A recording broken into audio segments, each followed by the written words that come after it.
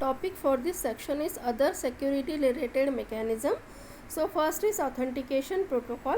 Authentication protocol provide a mechanism to verify a user's claimed identity when he establishes a connection to a remote system. Okay, so means it provides the identity to the remote system. Protocols that allow a remote system login or code execution such as telnet, SSH and RPC uses the remote operating system, and other protocols uses a different mechanism such as point to point protocol. So here the first is CHAP, that is challenge handshake authentication protocol, CHAP. So this CHAP is an example of a point to point protocol that authenticates users of the point to point protocol. Okay, and here this CHAP allows one system to identify itself to another when they both share the common secret. Okay, so both can identify or give the identity to one another. Okay, the authenticator is the system at the end. This is the authenticator of the system of the link with resources to grant, and it grants its resources to the peer, but for that purpose peer have to give the identity. So the peer is the system attempting to connect to the authenticator. If both the system require authentication, then the authenticator and the peer can switch the roles. Means the authenticator have to give the identity to the peer and peer have to give the identity to the authenticator. In CHAP, the authenticator issues the challenges to the peer. The peer sends the response back to the authenticator, but when the peer will calculate the MD5 for that message or for that challenge. At the same time, the authenticator also calculate the MD5.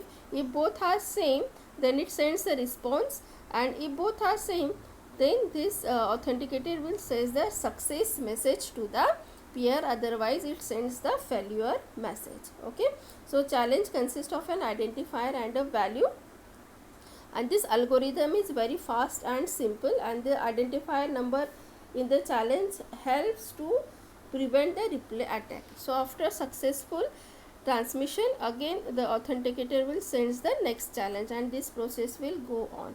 Okay, so this is regarding CHAP.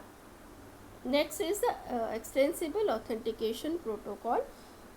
So the extensible authentication protocol, as its name suggests, is a generic authentication protocol that allows different authentication methods to be used. Means and the new protocols can be added easily. That is why the name of this system is extensible.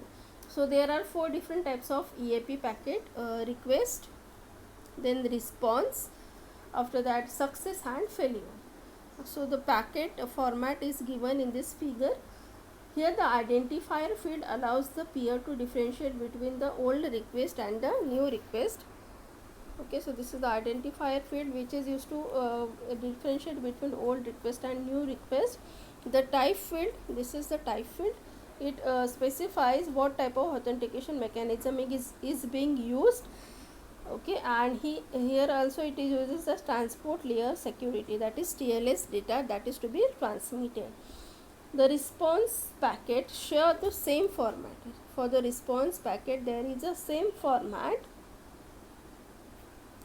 as the request, and is sent from the peer to the authenticator. Okay, request is sent from authenticator to the peer, and the response is sent from the peer to the authenticator.